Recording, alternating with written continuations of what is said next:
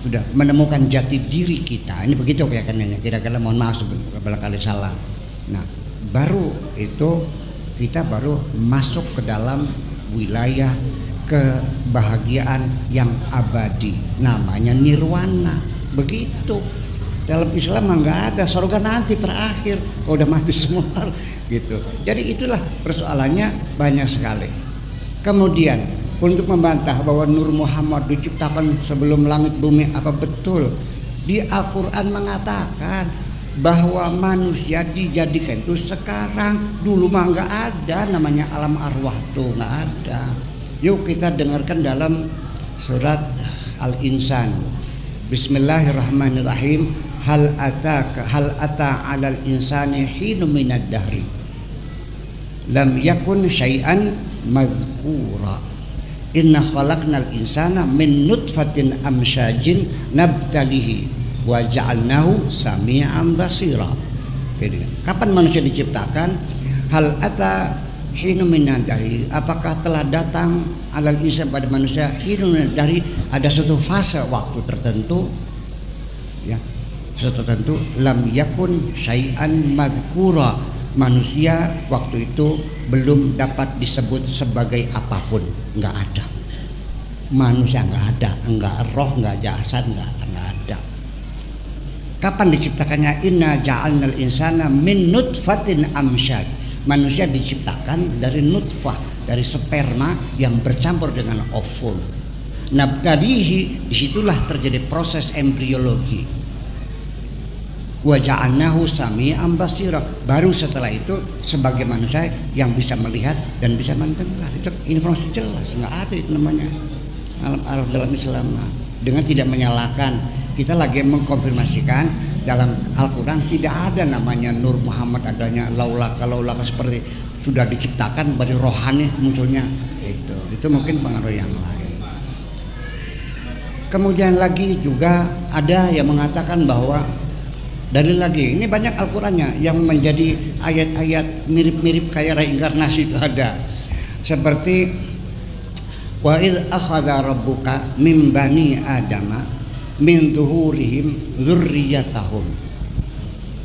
Apakah ingatlah kamu ketika Tuhanmu mengambil dari Bani Adam min zuhurihim, dari tulang punggungnya, dzurriyyatahum, bahwa manusia itu diciptakan dari sperma yang diproses di tulang belakang itu, min zuhurihim.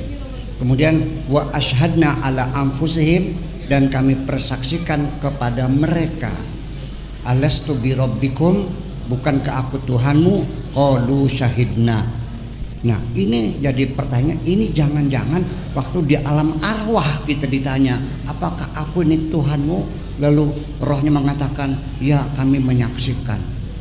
Bukan, itu artinya bahwa wasyana ala anfusihim alastu bi rabbikum itu setelah Tuhan menciptakan sperma, dan sperma itu kemudian bertemu dengan ovum, lalu terjadi proses embriologi. Nah, ketika terjadi pertemuan sperma ovum, itu pertama kali yang disebut dengan cetak biru kemanusiaan, itu namanya deoksiribonukleik acid namanya, atau disingkat menjadi DNA.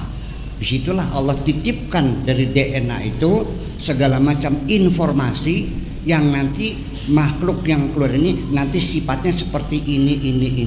Dari mulai rambutnya keriting apa lurus, kulitnya putih atau hitam, hidungnya mancung atau pesek, bibirnya doel atau ya orangnya laki atau perempuan. Itu dalam satu deoksiribonukleik acid yang tidak kelihatan mata kecuali dengan mikroskop, gitu. Baru kelihatan DNA itu, di situ menyimpan informasi tentang masa depan anak manusia yang bakal lahir. Informasi itu dari mulai warna kulit, warna mata, warna ini tulangnya, jenis darahnya, bakatnya, kebiasaannya, sampai segala macam. Itu kalau ditulis di kertas folio itu mungkin 50 juta lembar folio, dan tidak pernah meleset sedikit pun itu maknanya wa ashhadna ala anfusihim alastu bi rabbikum qalu syahidna. Itu seperti itu. Jadi artinya tidak semudah itu kita menafsirkan ditarik sana tarik sini. Begitulah kira-kira. Dan untuk ke depan dan kita nggak usah menyalahkan. Jadi kalau kita sekarang melakukan kritik historis terhadap sejarah, itu bukan berarti menyalahkan orang zaman dahulu, tapi kita lagi menyempurnakan karya-karya orang zaman dahulu, karena ilmu pengetahuan itu selalu mengalami revisi setiap generasi menuju pada kesempurnaan. Betul nggak? Jangan tersinggung loh. Bapak bikin mobil nggak ada wipernya, saya sempurnakan, saya kasih wiper, seneng nggak? Sudah wipernya, cuman hanya satu kecepatan, kita bikin 2, pelan dan cepat, mau nggak? Bikin 3 tahap, pelan, sedang, cepat, mau nggak? Kita tambah lagi sensor sehingga kalau hujannya besar dia cepat, hujannya kecil dia pelan, kalau lampunya merah dia mandek, mau nggak? Jadi namanya ilmu pengetahuan itu selalu disempurnakan oleh generasi berikutnya. Jangan pernah mengatakan karya orang zaman dahulu sudah sempurna dan final. Tetap kita koreksi. Apalagi itu sifatnya ilmu sosial, agama dan sebagainya. Fisika, partikel pun yang disebut ilmu pasti, ternyata ketika diuji ulang terdapat kekurangan, kekeliruan yang perlu direvisi. Percaya nggak? Nah itulah makanya jadi kita mesti jelas sekali bahwa ke depan umat Islam, cobalah daripada kita terjebak kepada ritual-ritual saja, cobalah kita titip sama anak-anak kita, suruh ngaji dong, suruh belajar, betul nggak? Pesantren kan sana di Jombang, di Kediri, terserah ada di mana, supaya anak-anak kita masa depan kita nanti kalau nanti ilmu pengetahuan membuktikan keliru kan bisa pada murtad anak-anak kita, betul nggak?